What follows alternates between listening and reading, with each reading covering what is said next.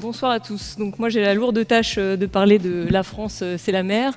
Donc pour cela j'ai prévu de vous emmener en voyage, à près de 500 km d'ici, c'est-à-dire à Pleubian dans les Côtes d'Armor, et donc un voyage qui n'est pas si loin finalement, puisque 500 km c'est relativement proche. Et donc c'est un voyage qui est presque vert, on pourrait considérer, puisqu'il est écologique. Mais il est aussi rouge, il est aussi brun, parfois il est bleu, puisqu'en fait il est de la même couleur que les algues qui peuplent la région Bretagne.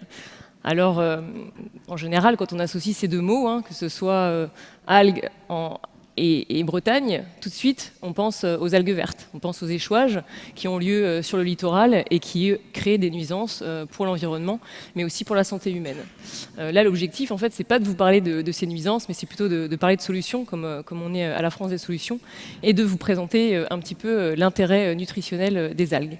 Donc, moi, je suis biologiste marine de formation et je me souviens, en fait, toute jeune, ma maman qui me disait, quand je me promenais sur la plage, sur la laisse de mer, donc qui est un écosystème à part entière à lui tout seul, avec notamment des algues qui étaient présentes dans ces laisses de mer, elle me disait, mais fais attention à ne pas marcher sur les algues.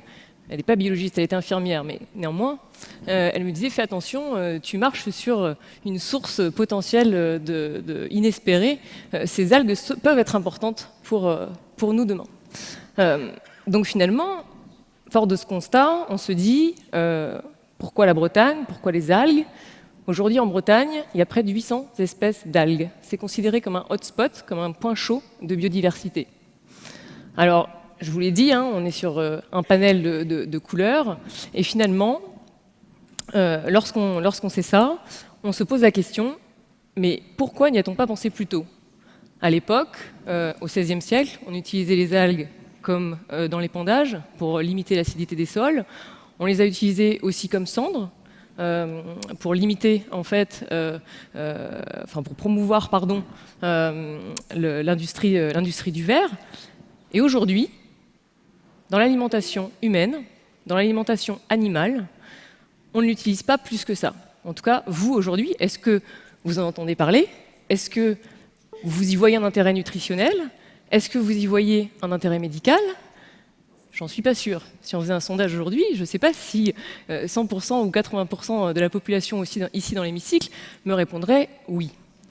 Donc c'est ce que j'ai envie de vous présenter au travers un certain nombre de réalisations qu'a effectué le CEVA, donc pour Centre d'études et de valorisation des algues, dont je suis la directrice générale aujourd'hui, qui est un centre technique donc industriel et agro-industriel. C'est un centre de recherche appliquée, qui a pour but de lever en fait des innovations, d'assurer des leviers d'innovation, comme je viens de le dire, avec la recherche partenariale, la recherche institutionnelle, mais aussi de promouvoir le transfert technologique auprès des industriels.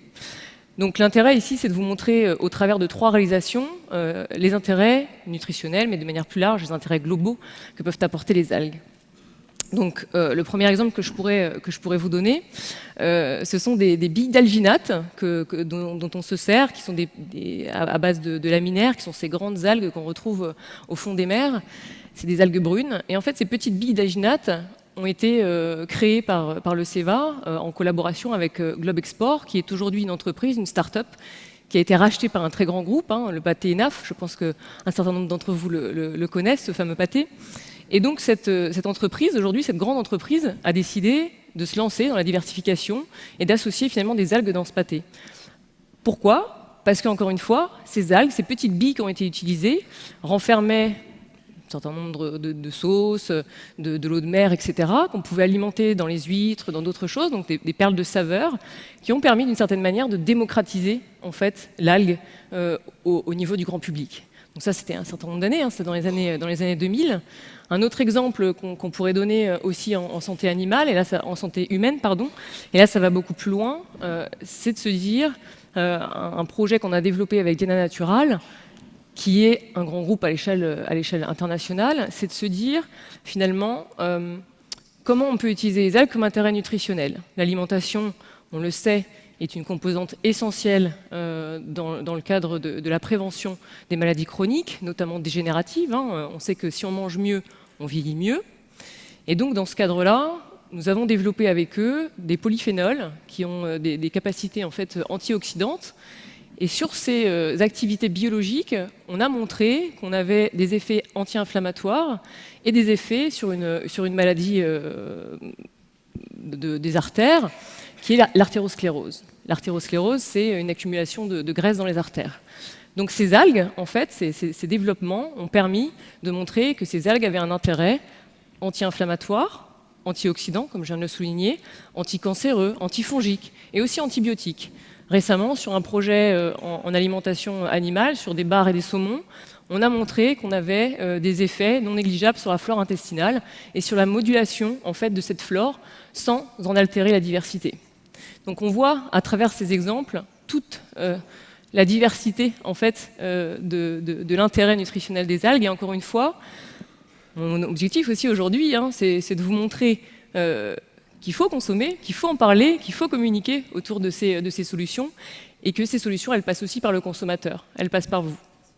Donc j'espère que demain, quand vous vous baladerez en bord de mer avec vos enfants, avec vos parents, avec quiconque, avec votre chien, vous vous direz oui, effectivement, je me souviens de cette intervention au Palais d'Iéna et donc j'espère que vous pourrez transmettre ces informations-là à tous. Voilà, je vous remercie.